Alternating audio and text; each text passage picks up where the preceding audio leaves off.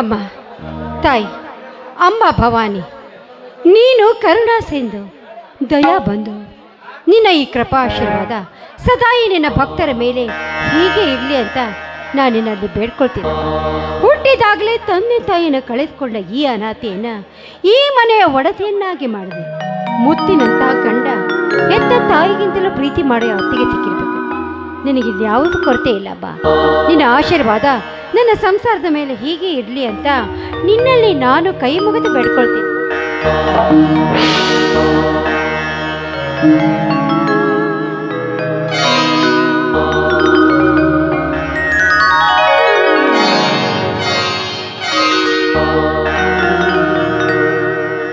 ದೇವಿಯಲ್ಲಿ ಭಾವ ಪರವಶಳಾಗಿ ಭಕ್ತಿ ಕುಸುಮಗಳನ್ನು ಅರ್ಪಿಸಿ ದೇಹವೆಂಬ ಹಣತೆಯಲ್ಲಿ ಜೀವವೆಂಬ ಜ್ಯೋತಿ ಬೆಳಗಿಸುವ ಭಕ್ತಳೆ, ನಿನ್ನ ಆಸೆ ಈಡೇರುವುದು.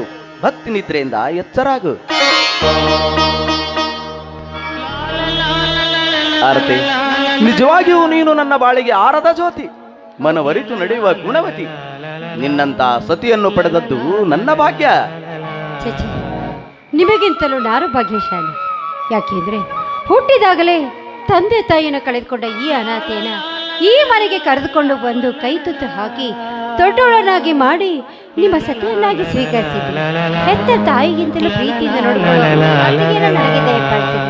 ಅಂದ ಮೇಲೆ ನಿಮಗಿಂತಲೂ ನಾನೇ ಭಾಗ್ಯಶಾಲು. ನಿಮ್ಮ ಹೃದಯ ತುಂಬಾ ವಿಶಾಲವಾದದ್ದು. ನಿಮ್ಮನ್ನು ಎಷ್ಟು ಕೊಂಡಾಡಿದ್ರೂ ಸಾಲದು. ಸೋದರ ಮಾವನ ಮಗಳು, ಅದರಲ್ಲಿ ನನ್ನ ತಾಯಿಯ ಮೃದುವಾದ ಕರುಳು, ತನ್ನ ತವರಿನ ಕರುಳು ಬಳ್ಳಿಯ ಚಿಗುರು ಕುಡಿಯೊಡೆದ ಹಪ್ಪಿ, ಆಸೆ ಎಂಬ ಅರಮನೆಯ ಹಂದರವೇರಲೆಂದು ಹಾರೈಸಿದ ನನ್ನ ಹೆತ್ತವನ ಆಸೆ ಪೂರೈಸಿದೆ. ನನಗಿಂತಲೂ ನಮ್ಮಮ್ಮ ಅಂದರೆ ನಿಮ್ಮತ್ತೆ ಹೃದಯ ಸಾಗರಕ್ಕಿಂತಲೂ ವಿಶಾಲ. ಹೌದೌದು, ಅತ್ತೆಯ ಹೃದಯ ವಿಶಾಲ, ಮಗನ ಮನಸ್ಸು ಕುಶಾಲ. ನೀವಿಬ್ರು ಬಾಳಬೇಕು 100 ಕಾಲ. ಹಾ, ನಾನಿನ್ನು ಒಳಗಡೆ ಕೆಲಸ ಇದೆ, ಬರ್ತೀನಿ. ಹಾಗಾದ್ರೆ ನಾನು ಹೊರಗೋಗ್ಲಾ? ಯಾಕ್ರಿ? ಯಾಕೆ ಅಂತ ಕೇಳ್ತೀಯಲ್ಲ, ಬುದ್ಧಿ ಇದೆಯಾ ನಿನ್ಗೆ? ನಾನೇನ್ ತಪ್ಪು ಮಾಡ್ದೆ? ನೀನ್ ಮಾಡೋದೆಲ್ಲ ತಪ್ಪೆ. ತಪ್ಪು ಮಾಡ್ದ್ನಾ? ಹೌದು, ಮತ್ತೆ ಹೇಳಿದೇನಂತ? ಆರ್ತಿ, ಹಾ, ಅಲ್ಲಿ ನೋಡು.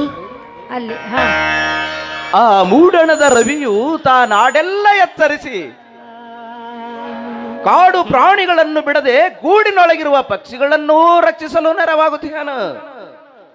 ಹಿಗ್ಗಿನಿಂದವನು ಮಗ್ಗರಳಿಸಿ ಕುಸುಮದ ರಸ ಹೀರಲು ಭ್ರಮರಕ್ಕೆ ಅನುವು ಮಾಡಿಕೊಡಲು ಹಂಬಲದಿ ಅಂಬರವೇರಿ ಕೆಂಬಣ್ಣದ ಕಿರಣಗಳನಗೆ ಚೆಲ್ಲಿ ಆ ದಿನಕರನು ನಲಿಯುತ್ತಲಿ ಬರುವಾಗ ನಲ್ಲೆಯ ಸುಮಕೋಮಲವಾದ ಸುಮಧುರ ಕಂಠದ ಸುಪ್ರಭಾತ ಕೇಳಲು ಈ ರಸಿಕನ ಹೃದಯ ಹಸಿದು ನಿಂತಿರುವಾಗ ನೀನು ಒಳಗೆ ಹೋಗುವುದು ತಪ್ಪಲ್ಲವೇ?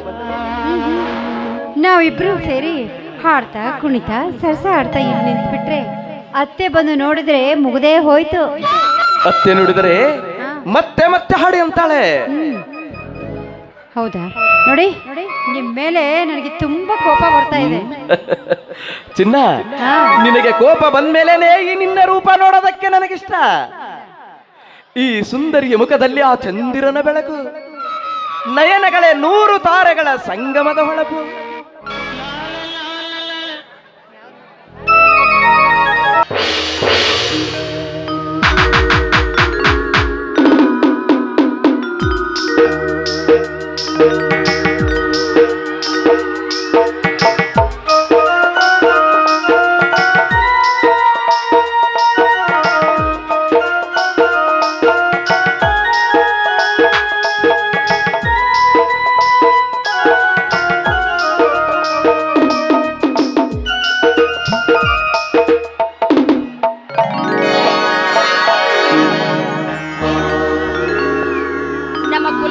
ಅಂಬಾಭವಾನಿ ನಿಮ್ಮಿಬ್ಬರಿಗೂ ಆಯುರಾರೋಗ್ಯ ಭೋಗ ಭಾಗ್ಯಗಳು ಕೊಟ್ಟು ಸದಾ 100 ಕಾಲ ಕಾಪಾಡ್ಲಿ.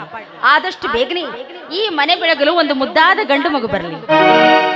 ಅಮ್ಮ, ನನಗೆ ಮುತ್ತಿನಂತ ಮಗು ಜನಿಸಿದರೆ ನೀ ಹೆತ್ತ ಈ ನಿನ್ನ ಮಗನ ಮೇಲಿನ ಮಮತೆಯ ಜಲ ಬತ್ತಿ ಹೋಗಬಹುದೆಂಬ ಅನುಮಾನ. ಅದಕ್ಕೆ ನನಗಿನ್ನೂ 10 ವರ್ಷ ಮಕ್ಕಳಾಗೋದೇ ಬೇಡ. ಎಂತ ಮಾತು ಹೇಳ್ಬಿಟ್ಟಿಯಪ್ಪ. ಹೆತ್ತವರಿಗೆ ಮಕ್ಕಳ ಮೇಲೆ ಮಮತೆ ಮಮಕಾರ ಯಾವ ಕಾಲಕ್ಕಾದ್ರೂ ಕಡಿಮೆಯಾಗಲು ಸಾಧ್ಯವೇನಪ್ಪ? ಹಾಗಲ್ಲೇ ನಾನು ಹೇಳ್ತಾ ಇರೋದು, ಆದಷ್ಟು ಬೇಗನೆ ನಿನ್ನ ಹೊಟ್ಟೆಯಿಂದ ಒಂದು ಮುದ್ದು ಮಗು ಹುಟ್ಟಿ ಬಂದ್ರೆ ಈ ಮನೆ ಬೆಳಗುತ್ತೆ ಅಂತ ನನ್ನ ಆಸೆ ಕಣಪ್ಪ.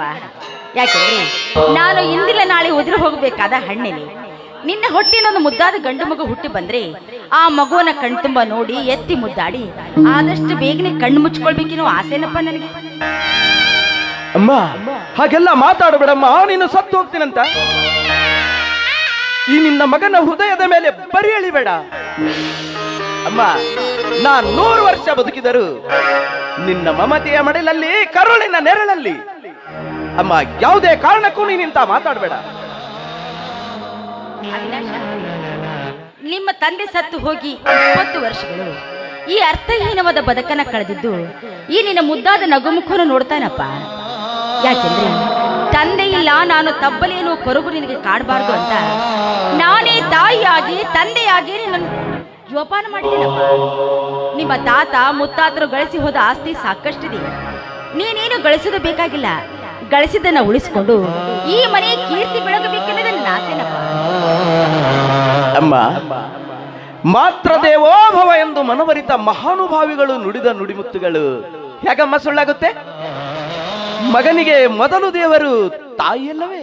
ನಿಜನಪ್ಪ, ನೀನು ಹೇಳೋ ಮಾತು 100ಕ್ಕೆ 100 ಸತ್ಯ. ಮಕ್ಕಳಿಗೆ ಹೆತ್ತವರೇ ದೇವರು ಅನ್ನೋ ಮಾತು ಸತ್ಯ. ಆದ್ರೆ ಹೆತ್ತವರನ್ನು ದೇವರು ಎಂದು ತಿಳಿದುಕೊಂಡು ನಡೆಯುವ ಮಕ್ಕಳು ಈಗಿನ ಕಾಲದಲ್ಲಿ ತುಂಬಾ ವಿರಳವಾಗಿ ಹೋಗಿದ್ದಾರಪ್ಪ. ಯಾಕೆಂದ್ರೆ ಮಕ್ಕಳು ಬೆಳೆದು ದೊಡ್ಡವರಾಗಿ ಮದುವೆ ವಯಸ್ಸಿಗೆ ಬರುವವರೆಗೂ ಮಾತ್ರ ಹೆತ್ತವರು ಅವರ ಕಣ್ಣಿಗೆ ದೇವರಾಗಿ ಕಾಣುತ್ತಾರೆ. ಮದುವೆಯಾಗಿ ಮುತ್ತು ಕೊಡುವ ಮಡದಿ ಮಗ್ಗಲಲ್ಲಿ ಬಂದಾಗ ತುತ್ತು ಕೊಡುವ ತಾಯಿಯನ್ನು ತುತ್ತು ಕುಳಿಗೆ ಕಟ್ಟಿಯಿಂದ ಮಾಡಿ ನಾಯಿಗಿಂತಲೂ ಕೀಳಾಗಿ ಕಾಣುವ ಮಕ್ಕಳೆಷ್ಟು. ತುತ್ತು ಅನ್ನ ಕೂಡ ಹಾಕಲಾರ್ದಿ ತಿಪ್ಪಿ ತಿಪ್ಪಿ ತಿರುಗಲು ಹಚ್ಚುವ ಮಕ್ಕಳೆಷ್ಟು. ಹೆಂಡರು ಮಕ್ಕಳಿಗೆ ತಂದೆ ತಾಯಿ ಭಾರವಾಗಬಾರದೆಂದು ವೃದ್ಧಾಶ್ರಮದಲ್ಲಿ ಬಿಟ್ಟು ಮರಬರ ಮಕ್ಕಳೆಷ್ಟು. ಅಂದಾಗ ಹೆತ್ತವರನ್ನು ದೇವರು ಎಂದು ತಿಳಿದುಕೊಂಡು ನಡೆಯುವ ಮಕ್ಕಳು ತುಂಬಾ ವಿರಳೋಪ ಈಗಿನ ಕಾಲದಲ್ಲಿ. ಅಮ್ಮ, ತಾಯಿ ತಂದೆಯನ್ನು ಭೇದ ಭಾವದಿಂದ ನೋಡುವ ಮಕ್ಕಳು ಮನುಷ್ಯರಲ್ಲಮ್ಮ, ಅವರು ಮೃಗಗಳು. ಆದ್ರೆ ಈ ನಿನ್ನ ಮಗನ ಮನಸ್ಸು ಎಂದಾದರೂ ಅಂತ ಹೀನ ಬುದ್ಧಿಗೆ ಬಲಿಯಾಗುತ್ತೇನಮ್ಮ? ನಿನ್ನ ಬುದ್ಧಿ ಬಲಿಯಾಗೋದಿಲ್ಲಪ್ಪ, ಆದ್ರೆ ಈ ಸಮಾಜ ನಿನ್ನನ್ನು ಬಲಿ ಕೊಡುವುದು.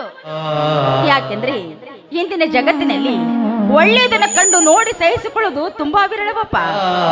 ಅದೇನೋ ಹೇಳ್ತಾರಲ್ಲ, ಸಹವಾಸ ದೋಷದಿಂದ ಸನ್ಯಾಸಿ ಕೆಟ್ಟ ಎನ್ನುವ ಹಾಗೆ ಅಂತ ದುಷ್ಟರ ಸಹವಾಸ ಮಾಡಿ ನೀನೇನಾದ್ರೂ ಕೆಟ್ಟ ದಾರಿ ತುಳಿದದ್ದೇ ಆದ್ರೆ ನಿನ್ನ ಬಾಳು ಅಧೋಗತಿಗೆ ಆಹುತಿ ಆಗೋದ್ರಲ್ಲಿ ಸಂದೇಹವೇ ಇಲ್ಲ.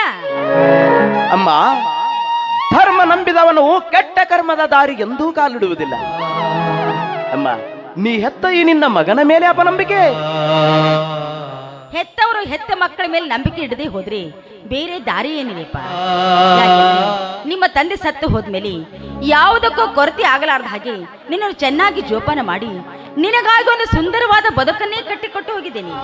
ಯಾಕೆಂದ್ರೆ ನಿಮ್ಮ ತಾತ ಮುತ್ತಾತರು ಗಳಿಸಿಟ್ಟು ಹೋದೆ ಆಸ್ತಿ ಸಾಕಷ್ಟಿದೆ. ನೀನೇನು ಗಳಿಸೋದು ಬೇಕಾಗಿಲ್ಲ, ಗಳಿಸೋದನ್ನು ಉಳಿಸಿಕೊಂಡು ಹೋಗ್ಬೇಕು. ಯಾಕೆಂದ್ರೆ ತಪ್ಪಿ ನೀನೇನಾದ್ರೂ ಅಡ್ಡ ದಾರಿ ಹಿಡಿದದ್ದೇ ಆದ್ರೆ ರಂಡ ಮುಂಡಿ ಮಗ ರಾಜಕುಮಾರನಾದ ಅಂತ ಇಡೀ ಜಗತ್ತೇ ಆಡಿಕೊಳ್ಳೋದಮ್ಮ. ಅದಕ್ಕಾಗಿ ಆ ರೀತಿ ನೀನು ಮಾತ್ರ ಮಾಡ್ಬೇಡಪ್ಪ.